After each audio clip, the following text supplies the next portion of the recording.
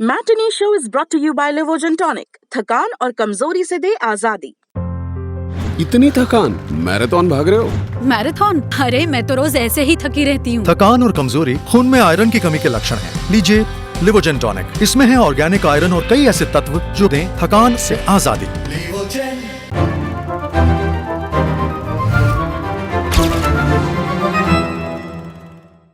Hello hi guys, it's me Shanali. The Lalan top देख रहे हैं आप। और बीते दिनों हम काफी ज्यादा बिजी हो गए, वर्क फ्रॉम होम कर रहे हैं इसलिए बिजी नहीं हुए। हम बिजी हुए क्रैक करने में बहुत सारे सीन्स। हमने देखा वेब शो एस्पिरेंट्स, और उसमें लोग क्या कुछ क्रैक कर रहे हैं कि बारिश हो रही थी, जिसके पास छाता था उसके पास प्लान बी था, जिसके पास छाता नहीं था उसके पास प्लान बी नहीं था, and stuff like that. We were so busy. तो आज इसी सब के बारे में बात करने के लिए हमारे साथ नवीन कस्तूरिया जुड़ गए हैं। बहुत बहुत स्वागत दी ललन टॉप पर।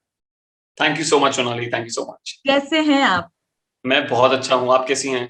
Good good good. आपका लुक एकदम चेंज हो गया है from that very mummy papa का प्यारा लड़का, clean shaven, nicely dressed. So how is the time treating you? You working और नॉट वर्किंग, या सिर्फ जूम चल रहा है?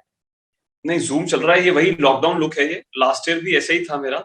आई होप इसके बाद मुझे कुछ गुरप्रीत सिंह या नवजोत सिंह या ऐसा कोई पार्ट मिले।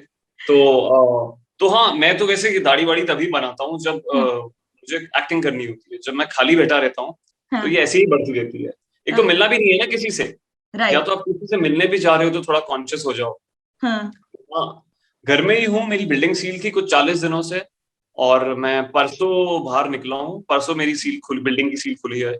सो आई बीन होम अलोन। पूरा एक्सपीरियंस इसी दौरान आया है, और फोन पे ही लोगों से बातें हुई हैं। तो अच्छी बात इस बार ये है as compare to last year that I don't have to cook and clean, क्योंकि बिल्डिंग में जो है वो हेल्प अलाउड है अभी। तो हाँ, उस हिसाब से पिछले साल के मुकाबले थोड़ा बेहतर है। चलो, that's nice. You safe and sound, ये ज्यादा इंपॉर्टेंट है सबसे। मुझे हो चुका है, मुझे जान में कोविड हो चुका है। हमारा एस्पिरेंट्स का शूट भी रुका था बीच में, तो शूट के बीच में हुआ, तो एक बार तो हो चुका है। तो चलिए, अच्छा है, सेफ हैं, ये बहुत ज्यादा इंपॉर्टेंट है। एक और चीज की, अब आपने कहा कि आप घर में रहे, तो आई एम श्योर आपने सोशल मीडिया काफी कंज्यूम किया होगा। All the memes there are, ऐसा आज की तारीख में तो मानते हैं यही है जो भी है, कि यू आर यंगस्टर्स का favourite, the star, if you are there in every other meme, so you are there. And आप देखते हैं ये सारे मीम्स जहां पर बने, ये सीन्स क्रैक डिकोड करना। नहीं, हाँ, मतलब जिसमें मुझे टैग किया जाता है वो तो मैं देख ही लेता हूँ, और मुझे लगता है कि उसमें बहुत कमाल की क्रिएटिविटी है कई लोगों की, कि वो कुछ अपनी सिचुएशन में शो का कोड फिट कर देते हैं। तो हाँ, मैं देख रहा हूँ, बड़े इंटरेस्टिंग भी देख रहा हूँ, और बड़ा फनी भी लगता है, क्योंकि मैं किरदार थोड़ा सीरियस कर रहा हूँ, और आप लेकिन वो जिस कॉन्टेक्स्ट में बात कहते हैं वो बड़ी फनी हो जाती है, तो इट बिकम्स इवन फनीयर। तो हाँ, ऐसा है, मैं बिल्कुल देख रहा हूँ।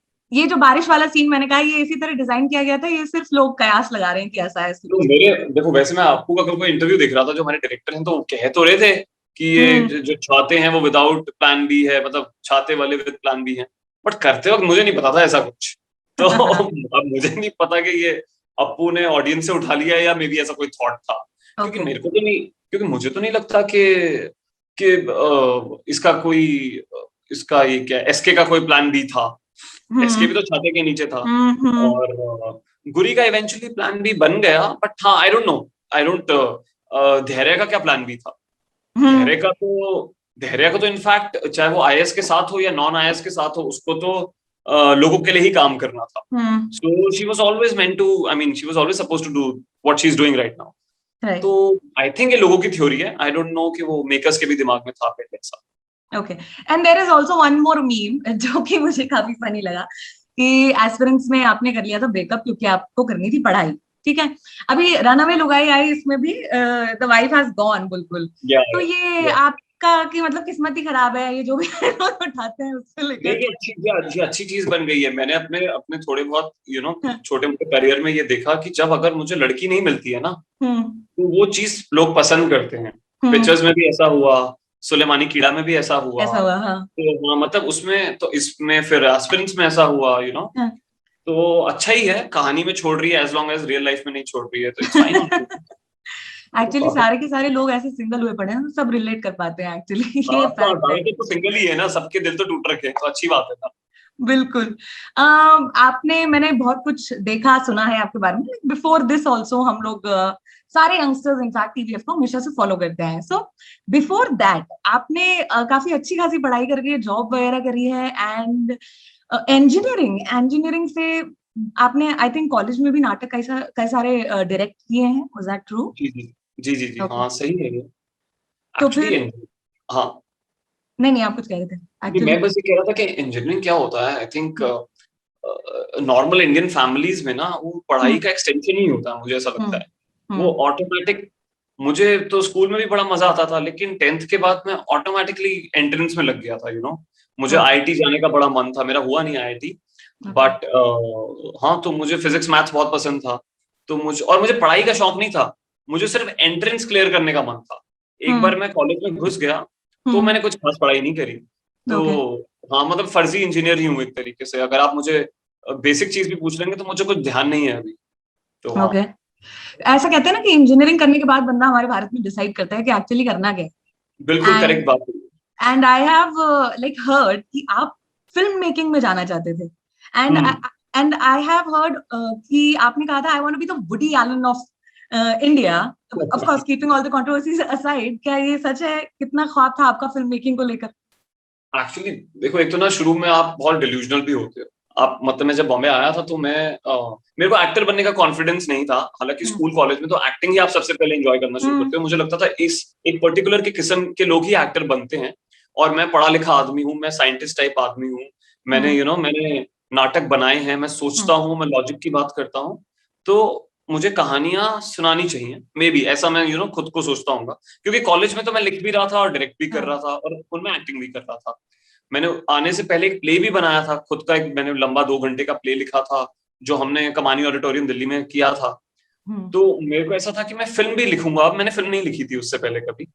तो ऐसा मैं सोचता था, और एक्टिंग का शौक था, तो सोचता था कि हाँ, वुडी एलन का था, मैं बहुत बड़ा भक्त था, बड़ी सारी कहानियां लिखता था, मुझे लगता था ये बनाते भी रहते, और वो हर साल एक फिल्म रिलीज करते थे। समहाउ मैं आई यूज्ड टू वंडर कि कैसे इतना जल्दी लिख के रिलीज करते हैं, बनाते हैं, और वो सभी फिल्में इतनी अच्छी होती हैं। राइट। तो तभी मैं शायद एस्पायर करता था कि I will also become like that. But I think film making took a lot of time. मुझे नानी याद आ गई डायरेक्टर बनने में, और एक्टिंग तो गलती से शुरू हो गई। लाइक सुलेमानी कीड़ा गलती से आ गई, तो एक अलग रूट मिल गया, और फिर वहीं पे कुछ रास्ते बनते गए, और मैं एक्टर बन गया। तो आपका इंडस्ट्री से वो पहला हैंडशेक किसके साथ था? कौन थे वो जिन्होंने पहली बार हाय बोला आपको from the industry? From you talking about popular people? Yes. Your basically पढ़ाई में नहीं, कॉम्पिटिटिव एग्जाम में नहीं, पर आपका इंडस्ट्री में एंट्रेंस किसके साथ हुआ था? देखो एक्चुअली जो मैंने पहली फिल्म पे एडी किया था, तो वो विशेष फिल्म्स का कैंप था। तो वहां पे अगर आप अब हालांकि वो एक आउटसाइडर नहीं थे, मैं तो एक इनसाइडर ही बन गया था in a way, because I was working with the, तो महेश भट्ट को ही मैं कहूंगा कि वो सबसे बड़े इन अ वे सेलिब्रिटी थे लेकिन हाँ, उनसे भी वो एक सीनियर जूनियर वाला था। वो ऐसा नहीं होगा कि हाय, अगर मैं दिग्गजों में बोलूं कि मुझे भी सेम स्तर पे रख के कोई हेलो बोल रहा है, तो मुझे याद है कोई एक अवार्ड फंक्शन था, और वहां पे विवेक ओबरॉय मेरे पास आए थे, और उन्होंने शायद पिक्चर्स देख रखा था। अरे वाह। तो अब हम लोगों ने तो जब पिक्चर्स भी किया है तो सब अपने जैसे लोगों के साथ किया है, कोई कोई बहुत बड़ा उसमें सेलिब्रिटी नहीं है, सब इंजीनियरिंग बैकग्राउंड के कुछ एक्टिंग में इंटरेस्ट रखने वाले लोग हैं। तो विवेक ओबरॉय मेरे पास खुद आए और उन्होंने मेरी कांग्रेचुलेट किया उन्होंने। तो वो एक ऐसा मोमेंट था, अरे फिल्म इंडस्ट्री के लोग भी देख रहे हैं क्या, मतलब do they know me, I mean they watching things. तो हाँ, आई थिंक वो एक I remember that moment when he came up to me and said hello and said you are doing very good. Ritesh Deshmukh के साथ तो मैं अपनी script के लिए बहुत टच में था जब मैं I was trying to make a film ना। तो हाँ, वो भी एक बार मिले थे, तो उन्होंने मुझे बोला था कि तुम you are very good actor, I am watching your things. तो हाँ, तो उन मोमेंट पे ऐसा लगता था कि अरे वेब का रीच है, क्योंकि हमने नया पिक्चर्स किया था, तो हमें लगा कि अरे लोग देख रहे हैं, मतलब ये लोग भी देख रहे हैं जो फिल्मों में काम करते हैं और एक्टिंग करते हैं। And TVF के साथ your first thing was Rowdies, was it? Yeah. Okay. I think TVF का भी first thing वही था, which became popular, I think. और वो कैसे आपने शुरू करा? आपने कहा कि आपने लिखा था कुछ, आप उसको प्रपोज करने वाले थे। मैंने ये भी पढ़ा है कि सुलेमानी कीड़ा के दौरान आप एक्चुअली अपना कुछ प्रेजेंट करने गए थे, and you ended up acting in movie? नहीं, वो 2-3 चीजें मिक्स हो गई। वो एक्चुअली हुआ क्या था, मैं दिवाकर को असिस्ट करने गया था, तो दिवाकर ने मुझे, दिवाकर बैनर्जी उस समय एक एड बना रहे थे, तो उस एड में उन्होंने मेरी ना यहाँ गोटी होती थी तब, 2009 की बात है ये, तो उनको लगता है कोई कैरेक्टर दिखा होगा, तो मेरा, उनके किसी असिस्टेंट ने मेरा इंट्रो ले लिया था। तो 3 दिन बाद मुझे कॉल आ गया कि उस एड में एक्टिंग करनी है, और मुझे लगा कि अरे 3 दिन I will be on the set, अभी तो ये लोग मुझे नहीं ले रहे हैं as an assistant director, but I'll get to interact more with Diwakar Banerjee. You know, what if he takes me in his next film as an assistant director? I was dying to assist him. तो वैसे वो add हुआ था। जो सुलेमानी कीड़ा हुई वो LSD में ही, जो दिवाकर की फिल्म में मैंने एडी किया, वहां पे अमित मासूरकर उसकी मेकिंग कर रहे थे। यू नो, आई थिंक वो बाहर से कुछ पढ़ के आए थे, तो अमित और मेरी थोड़ी दोस्ती बढ़ी। अमित बाद में फिल्म के बाद अपनी फिल्म बनाने की कोशिश कर रहे थे, मैं अपनी फिल्म बनाने की कोशिश कर रहा था, तो हम लोग बहुत हैंग आउट करते रहते थे साथ में। उसी दौरान हम एक बार एक आई थिंक बुक शॉप में थे, और वहां से उनको ये सीन लगा कि 2 writers you know book shop में आए हैं पढ़ने के लिए, बट वहां पे वो लड़कियां ताड़ रहे हैं। तो आई थिंक वहां से सुलेमानी कीड़ा का जन्म हुआ, और उन्होंने मुझे कहा कि you act in it, because तब तक वो मेरी कुछ एड्स देख चुके थे। तो फिर सुलेमानी कीड़ा वहां से बनी। अब जो अर्नाब हैं, उनको भी मैं जानता था, बिकॉज उनको भी मैं असिस्ट करने के लिए मिला था, जिन्होंने TVF शुरू किया आगे चल के।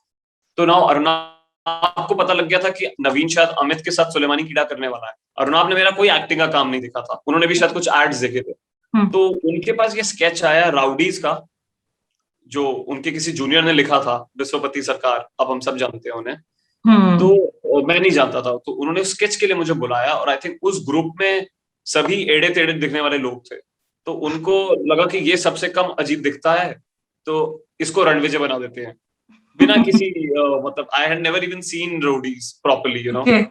So yeah, I had no idea, but I read the script and I liked it. I found it very fun. So हाँ, Rowdies, सुलेमानी कीड़ा, ये दोनों almost same time पे हुए, और किस्मत से हुए। ओके, एंड आई थिंक आप जैसे कई लोग इंस्पिरेशन भी बने हैं कि आपकी रेगुलर 9 to 5 जॉब छोड़ के आप you go after whatever you like, और जो आपका पैशन होता है। But working as an AD after your job, did that help acting करने में आगे जाकर? कोई मेथड आपने उसके जरिए कैमरा के पीछे रहकर जाना कि एक्टर्स को ऐसे करना चाहिए, ऐसे नहीं करना चाहिए? आई थिंक मुझे लगता है सबकॉन्शियसली लर्निंग तो हुआ होगा यार, 100%। जब आप, मैंने 4 फिल्म्स पे एडी किया है, और मैं बड़ा ऑब्सेस्ड हूँ डायरेक्टर से और एक्टर से। मुझे ना फिल्मों का मैं सबसे पहले ना ऑडियंस हूँ, मुझे ना बहुत फैसिनेटिंग वर्ल्ड लगता है ये। तो जब मैं सेट पे होता हूँ ना, तो मैं शायद इतना अच्छा एडी नहीं होता हूँ, क्योंकि मैं खो जाता हूँ। मतलब जब when they are acting, performing, not उस चाह से कि मुझे एक्टर बनना है, बट वैसे ही वो चीज की फिल्में बनती कैसे हैं, और इस तरीके से होता है। आपने एक बार किया, लेकिन नहीं, अभी उसी चीज को आप बार बार कर रहे हो, अलग अलग एंगल से कर रहे हो। तो और मुझे दिखता था कि दिवाकर कैसे एक्टर्स के साथ इंटरेक्ट करते हैं। मतलब ऐसा नहीं है कि वो एक एक चीज बता रहे हैं, एक्टर्स बहुत कुछ अपना लेके आते हैं, फिर दिवाकर उसमें से काटते हैं कि ये मत करो, ये मत करो, और फिर सडनली एक परफॉर्मेंस पॉलिश हो जाती है, जो किसी मोमेंट पे आपको लग रहा हो कि ये ओवर एक्टिंग हो रही है, यार ये तो बहुत स्टेज्ड है, दिवाकर की फिल्म में ऐसी एक्टिंग कैसे हो रही है। फिर वो सटली कैसे वो स्मूथ होती है। You see the process, then you also work, आप पोस्ट प्रोडक्शन में काम करते हो, आपको दिखता है कि फाइनल प्रोडक्ट में कितने लोगों की मेहनत है। और फिर जब मैं एक्टर भी बना, तो तभी मुझे रियलाइज हुआ कि यार actors are very privileged people, but lot of people work in order to make them look good. आपकी अगर घटिया एक्टिंग भी है तो एडिट पे हट जाएगी। आपने गंदे तरीके से कोई लाइन बोली है तो कैमरा उस वक्त किसी और के चेहरे पे रहेगा, तो फिर आप दिखोगे नहीं वो गंदी एक्टिंग करते हो। तो पूरा वो फिल्म मेकिंग का प्रोसेस, एक्चुअली मैं भूल गया आपने पूछा क्या था, लेकिन आपने जवाब उसका बिल्कुल सही दिया कि कैमरा के पीछे रहकर बहुत सी चीजें सीखने को मिलती है एक्टिंग को लेकर। 100% सबकॉन्शियसली तो बहुत सीखा ही होगा, बाकी करते करते ज्यादा सीखा है। लेकिन मुझे ऐसा लगता है करते करते मुझे ऐसा लगता है पिक्चर्स के वक्त जितना मैं कॉन्फिडेंट था अबाउट एक्टिंग, अभी मतलब जितने में मुझे डाउट्स थे, जितना मैं अनश्योर था, उससे कम डाउट्स हैं अभी। थोड़ा सा और कुछ चीजें समझने लगा हूं जो पहले नहीं समझ में आती थी। थोड़े कुछ स्किल्स डेवलप हो गए हैं। एक है ना, मैंने आपकी पोस्ट नॉर्मल पोस्ट थी जिसमें आपकी पिक्चर थी और नीचे काफी सारे कमेंट्स में देख रही थी। सो आपने कई सारे ऐसे रोल किए, जैसे एस्पिरेंट्स में you were this very ideal student who is preparing, और वो किसी तरह के डिस्ट्रैक्शन में फंसना नहीं चाहता है, आइडियल स्टूडेंट। अभी जैसे आपने रनअवे लुगाई किया, तो उसमें 2-3 सीन्स है जिसमें आप कह रहे हैं मैंने तो कुछ किया ही नहीं है सर, जैसे टू स्मोक आपको ऑफर कर रही है बुलबुल, आप कह रहे हैं कि मैंने ट्राई नहीं किया, सीधा बच्चा। एंड पिंकिस्तान में आई थिंक कहीं ना कहीं very sincere you were, so was there any idea कि मुझे ऐसा ही रहना है, या आपकी पर्सनालिटी ऐसी है, या फिर कभी ऐसा हुआ कि मैं टाइपकास्ट नहीं होना चाहता हूँ, या something, some questions you might always have had? नहीं, मैं बिल्कुल टाइपकास्ट तो नहीं होना चाहता हूँ। तभी मुझे ऐसा लगता था कि पिक्चर्स का जो नवीन बंसल है ना, वो बिल्कुल भी फ्लॉड नहीं है। वो बड़ा देवता रूपी सा आदमी है उसके सभी डिसीजंस करेक्ट हैं, चाहे वो फ्रेंडशिप हो, चाहे वो एंटरप्रेन्योरशिप हो, चाहे वो रिलेशनशिप हो। बट उसके बाद जब मुझे थिंकिस्तान मिला, तो मुझे थिंकिस्तान है, हाँ, उसमें है वो नाइविटी है, वो वल्नरेबिलिटी है, लेकिन उसमें बहुत एनवी भी है, उसमें बहुत जेलसी भी है, उसमें बहुत कॉम्पिटिटिवनेस भी है। तो मुझे उसमें फ्लॉ दिखे, मुझे बोस के दरबारी लाल में बहुत फ्लॉ दिखे। मतलब वो तो अंग्रेजों की तरफ से था। हालांकि मैं खुद भी कोशिश करता हूँ कि अगर डाउन एकदम पूरा आउटराइट नेगेटिव है या बुरा इंसान है, तो थोड़ा सा उसको कुछ ऐसा हो कि उससे भी एम्पैथाइज करें लोग। वो ऐसा रहता है। बाकी मुझे लगता है रनअवे लुगाई का लड़का बहुत छिछोरा है, लेकिन उसमें भी एक मे बी एक सटल सी क्या बोलूं मैं उसे, इनोसेंस बोलूं या वो मैं वो एक आई थिंक वो हो सकता है, वो मे बी थोड़ा पर्सनालिटी भी है, थोड़ा डेलिबरेटली भी किया जाता है, I think from my side, to make the character more likeable. जैसे एस्पिरेंट्स में आपको एक बात बताऊं, जब हमने पढ़ी थी स्क्रिप्ट, तो मेरे डायरेक्टर का कंसर्न ये था कि he is ranting all the time. अच्छा, वो हमेशा ही चीजों से नाराज है और दुखी है, उसको सिर्फ बुराइयां दिखती हैं। तो उसको हम ऐसा ना हो कि ऑडियंस चिढ़ जाए इससे। तो फिर आप इसकी जर्नी से जुड़ोगे ही कैसे अगर आपको इतना ये इरिटेट कर रहा है। तो फिर अपूर्व चाहते थे कि I should smile a little more, I should just, which I had not done before in the past. I always thought I'm not very comfortable smiling randomly, So, but Apoorv made it happen for me, and I also discovered it along the way कि हाँ मजा तो आ रहा है acting करने में भी, इस किस्म से बेसिकली ह्यूमन बनाने का तरीका है। हाँ, मतलब ऑफ कोर्स मेरी खुद की पर्सनालिटी भी है, फ्लॉज होते हैं, लेकिन एक अर्नेस्टनेस दिखाने का एक इंटेंशन भी होता ही है। और हाँ, कोइंसिडेंटली किरदार भी अभी तक ऐसे नहीं मिले हैं जिसमें मैं एकदम ही अलग आदमी हूँ, छोट मोट मैंने किया है। Z5 के साथ मैंने एक परछाई का एक एपिसोड किया था जिसमें मैं बहुत ही बुरा आदमी हूँ, बट वो हाँ फिर वो देखा नहीं है किसी ने, तो किसी को पता ही नहीं। तो हाँ, ऐसा है। Okay, and also one thing, runaway लुगाई मैं देख रही थी, उसमें आपके किरदार का नाम है Rajinikanth, and on one hand Rajinikanth the Thalaiva is like, वो वैक्सीन भी लगाते हैं तो लोग कहते हैं कि वैक्सीन ने रजनीकांत लगवा दिया है ना। तो और इसमें Rajinikanth is actually doing everything उसके पापा जो उसे बताते हैं मोस्टली, है ना। तो आपके इसमें आपने अपने पापा का नाम सौतेला बाप नाम से सेव कर रखा है, बड़ा मजेदार सीन्स हैं इसमें। But in real life how is your relationship with your father? No, it's not at all like that. I think my dad is मुझे तो मेरे डैड तो मुझसे भी सीधे हैं, मुझे ऐसा लगता है। मुझे वो ऐसे हैं कि आई थिंक वो एक उनकी केमिस्ट शॉप है, तो उनके पास कोई दवाई वगैरह भी मांगने आता है तो उनको देसी नुस्खे बता देते हैं। वो कहते हैं कि इसके लिए दवाई मत लो, do this do that. He is that kind of a person. So हाँ, मैं मतलब मुझे शायद उनकी बातें थोड़ी ज्यादा माननी चाहिए।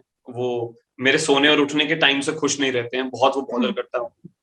बाकी हाँ, I think otherwise he is I would like to believe he's like any other father यार, who's extremely giving and जो ये रजनी के फादर की तरह बिल्कुल नहीं है, बिल्कुल। मतलब रजनी के फादर तो खुद एक एस्पिरेंट है और उनकी खुद की पर्सनल बहुत ग्रीड है और चाहते हैं।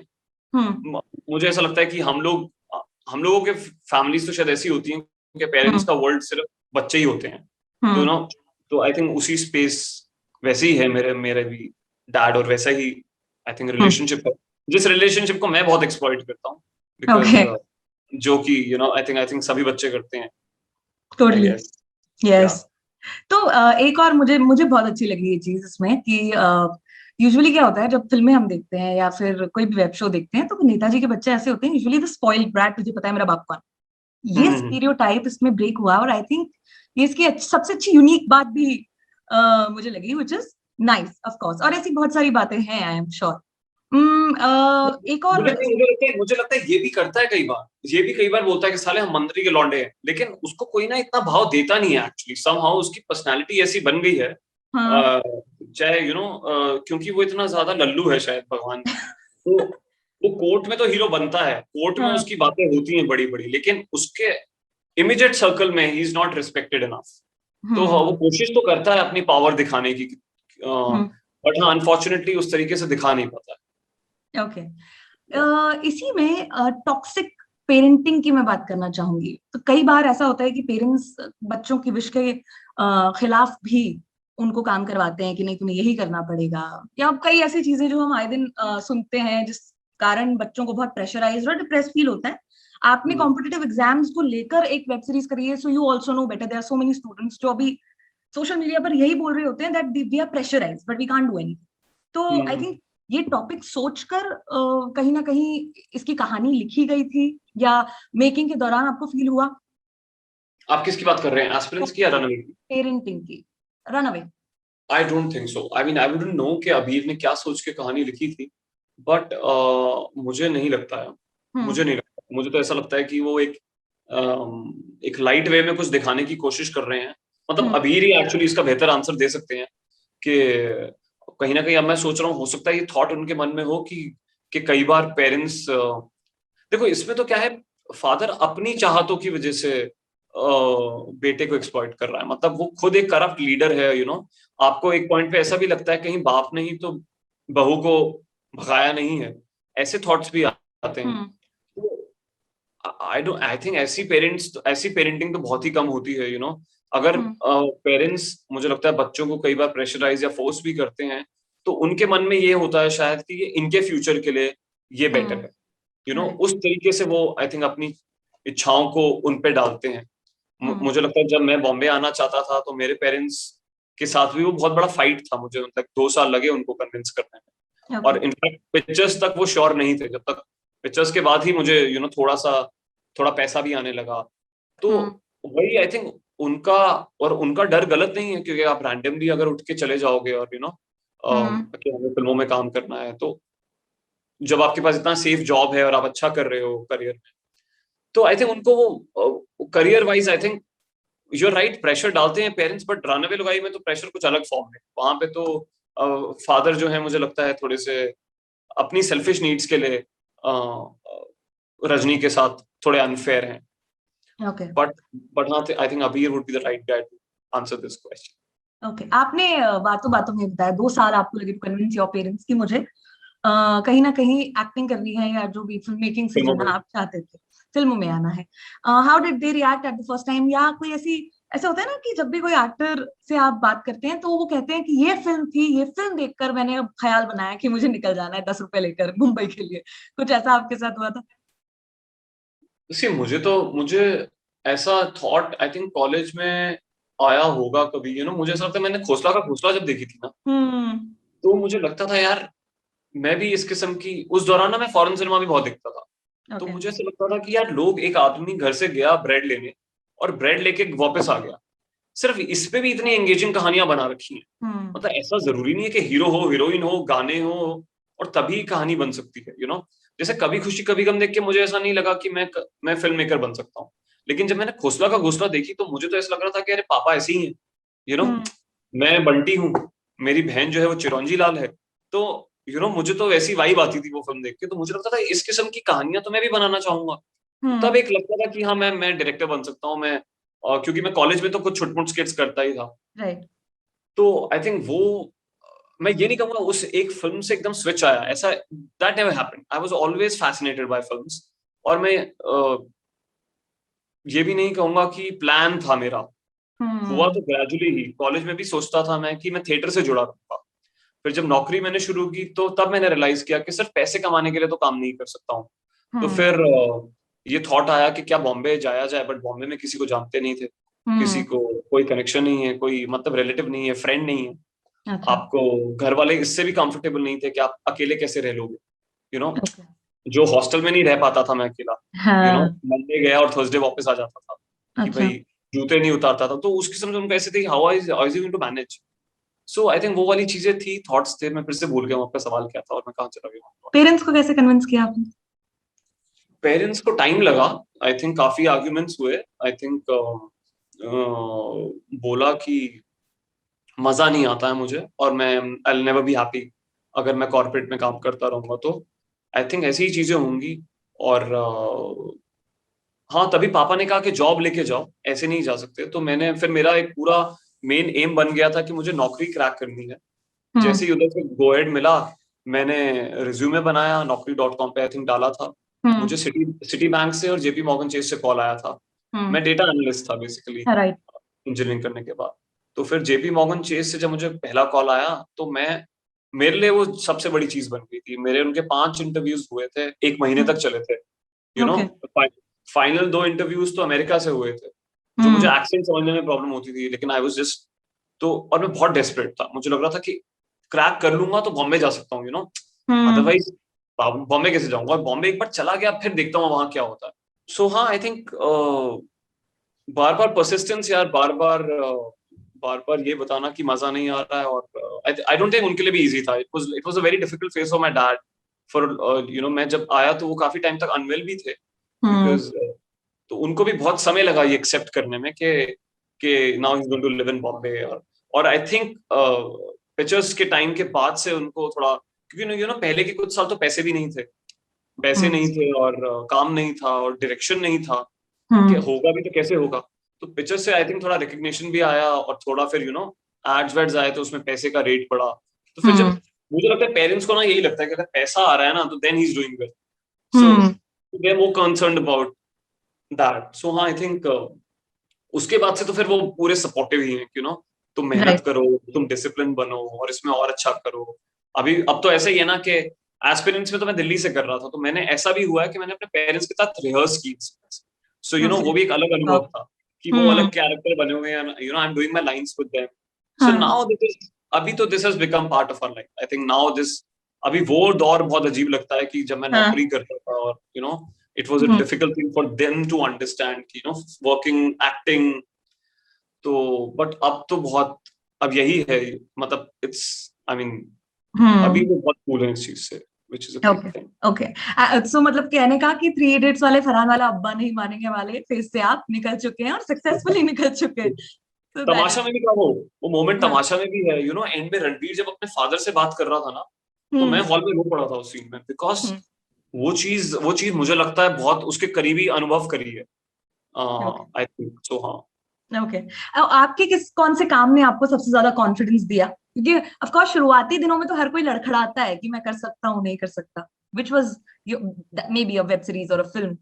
यार मुझे थिंकिस्तान में बड़ा मजा आया था। मतलब ऐसा नहीं है कि मैं उसमें फ्लॉज नहीं देख सकता हूँ अपनी एक्टिंग में, बट मुझे उसमें ऐसा लग रहा था मैं कुछ नया अटेम्प्ट कर रहा हूँ। और मैं कुछ एक्टिंग के साथ खेल रहा हूँ। जैसे मैं बड़ा डरा एक्टर हूँ, मैं ना कुछ भी ज्यादा करने से मुझे डर लगता है। मुझे लगता है लाउड एक्टिंग हो जाएगी, रियल रखना है, रियल और रियल के चक्कर में कई बार मैं कुछ भी नहीं करता हूँ। तो आई थिंक मुझे लगता है थिंकिस्तान में मैंने थोड़ा सा लिमिट, थोड़ा सी लाइंस, थोड़ी क्या बाउंड्रीज पुश की।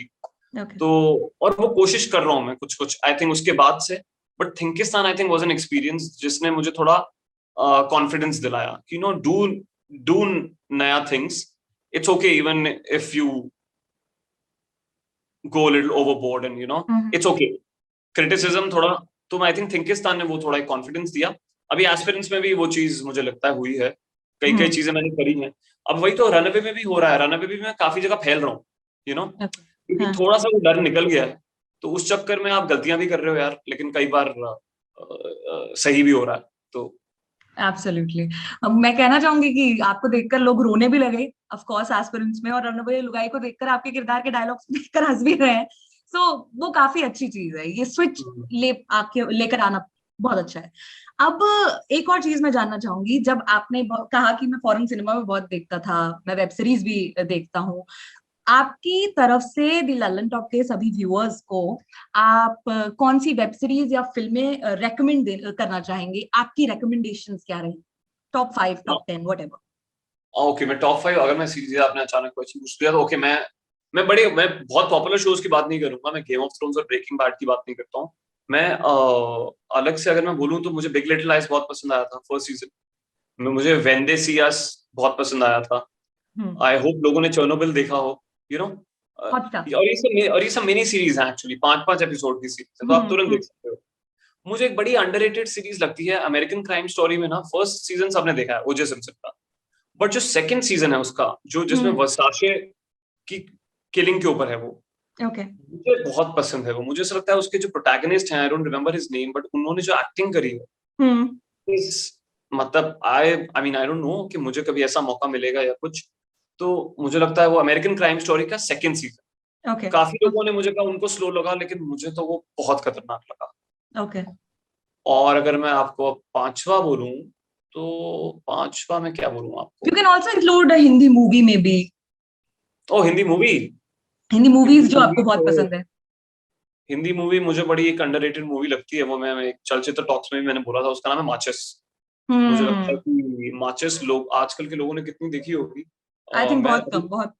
हाँ, मैं लॉकडाउन में मैंने फिर से देखी वो। मैं तो बचपन में ना सिर्फ उसी के डायलॉग बोलता रहता था, only my sister would get those jokes. मतलब मुझे एकदम घुटी हुई है माचिस, मतलब एक अंदाज अपना तो चलो अब सबने देख ली है, यू नो, बट माचिस को वो प्यार नहीं मिला। मुझे लगता है people are not aware of it's class, so I think Matches is one film which everyone should watch. It's an outstanding film. Yeah, amazing.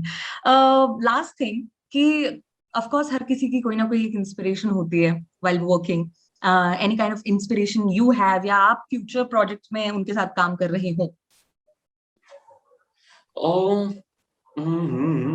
Inspiration I think बहुत चीजों से इंस्पायर होते हैं यार। मुझे तो लगता है कि कई बार पर्सनल रिश्तों से मैं काफी बार इंस्पायर होता हूँ, you know, people who I meet, and लोगों का एटीट्यूड टुवर्ड्स लाइफ ज्यादा इंस्पायरिंग लगता है मुझे।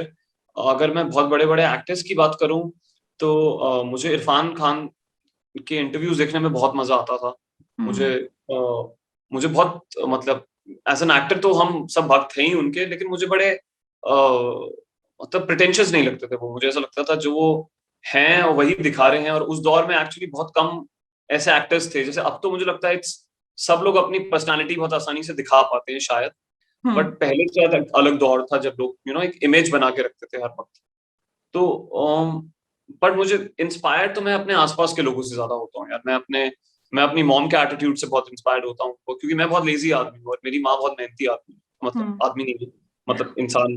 तो मैं आसपास अपने दोस्तों से भी, मुझे मेरे का कुछ डायरेक्टर दोस्त हैं, यू नो, कुछ एक्टर दोस्त हैं, तो जिस किस्म का उनका एटीट्यूड है, जिस किस्म की उनकी अप्रोच है टुवर्ड्स लाइफ, जो उन्होंने भी बहुत फेलियर्स देखे हैं, रिजेक्शंस देखे हैं, बट वेरी क्योंकि आई थिंक वही सबसे इंपॉर्टेंट चीज है कि आप रिजेक्शन देखते रहो, बट स्टिल आप, यू नो, आप मजे से लाइफ जीते रहो, यू नो। तो वो चीज अगर सभी सीख लेंगे तो फिर सभी की लाइफ बड़ी मजेदार हो जाएगी। ट्रू। आफ्टर द लॉकडाउन क्या प्रोजेक्ट्स पर आप काम कर रहे हैं? एनी इनसाइट अगर आप बता सकें तो, कुछ सीक्रेट ना हो तो। नहीं, अभी तो कुछ भी नहीं। अभी तो लॉकडाउन में एस्पिरेंट शूट हुआ था, वही, मतलब पिछले 1 साल में एक ही शो शूट किया मैंने, एस्पिरेंट्स, जो थोड़ा सा खुले थे। तो अभी कुछ स्क्रिप्ट्स की बातें हो रही हैं, कुछ, बट अभी कुछ भी कॉन्क्रीट नहीं है, और वो कब शुरू होगा वो तो अभी कुछ पता ही नहीं है। शुक्रिया अदा करना चाहेंगे आपका for all the roles you are doing, and all the very best, and stay safe is what I would like to say. अभी तो सबसे ज्यादा जरूरी है, but keep rocking. Thank you so much, Sonali. You also take care and stay safe. Thank you. Lovely talking to you. Bye. Yeah, bye.